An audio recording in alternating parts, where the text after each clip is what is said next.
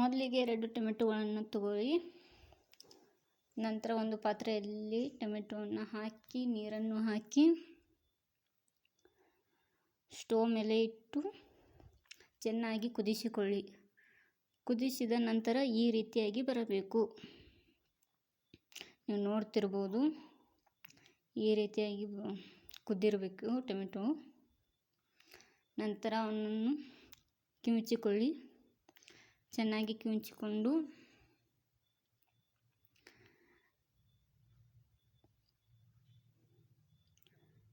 ಅದರಲ್ಲಿರುವ ಎಲ್ಲ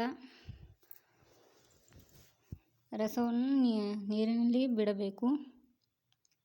ನಂತರ ಒಂದು ಪಾತ್ರೆಯಲ್ಲಿ ಜಾನಿಗೆಯನ್ನಿಟ್ಟು ಅದನ್ನು ಸೋಸಿಕೊಳ್ಳಿ. ಸೋಸಿಕೊಂಡ ನಂತರ ಮತ್ತೊಮ್ಮೆ ಬಾರಿ ಕಿವುಚಿಕೊಳ್ಳಿ. ನಂತರ ಈ ರೀತಿಯಾಗಿ ಬರುತ್ತೆ. ನಂತರ ನಾನು ಅದಕ್ಕೆ ಖಾರ, ಅರಿಶಿನ, ಉಪ್ಪು ಮತ್ತು ಹಿಟ್ಟನ್ನು ತೆಗೆದುಕೊಂಡಿದ್ದೇನೆ. ಯಾವ ಹಿಟ್ಟಪ್ಪ ಅಂದರೆ ಅಕ್ಕಿ ಹಿಟ್ಟಾಗಿರ್ಬೋದು, ಇಲ್ಲ ಜೋಳದ ಹಿಟ್ಟಾಗಿರ್ಬೋದು. ನಿಮ್ಮ ಹತ್ರ 2 ಮಿಕ್ಸ್ ಇದೆ ಅಂದರೆ 2 ಕೂಡ ಹಾಕಿಕೊಳ್ಬೋದು.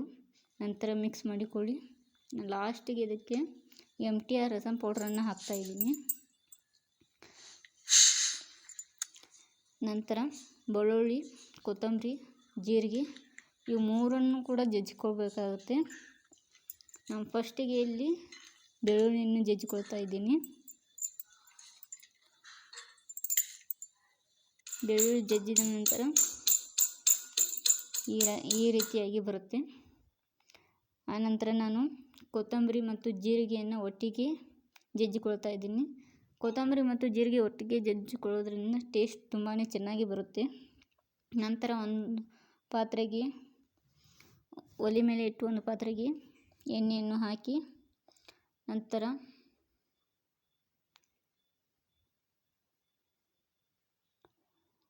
ಎಣ್ಣೆ ಕಾದ ನಂತರ ಸಾಸಿವೆ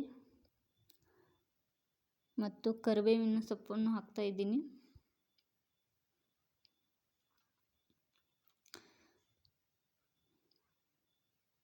ನಂತರ ನಾನು ಆಗಲೇ ಜಜ್ಜಿ ಇಟ್ಟುಕೊಂಡಂತಹ ಬೆಳ್ಳುಳ್ಳಿ ಮತ್ತು ಕೊತ್ತಂಬರಿ ಜೀರಿಗೆಯನ್ನು ಹಾಕಿಕೊಂಡು ಪ್ಲೇಟನ್ನು ಮುಚ್ಚಿಕೊಳ್ಳಬೇಕು. ನಂತರ ಚಮಚೆಯಿಂದ ಒಂದು ಸ್ವಲ್ಪ ತಿರುಗಿಸಿ ನಾವು ಆಗಲೇ ಮಿಕ್ಸ್ ಮಾಡಿ ಕೊಟ್ಟಂಥ ಅದನ್ನು ಮತ್ತೊಂದು ಬಾರಿ ಚಮಚೆಯಿಂದ ಮಿಕ್ಸ್ ಮಾಡಿಕೊಳ್ಳಿ. ಮಾಡಿದ ನಂತರ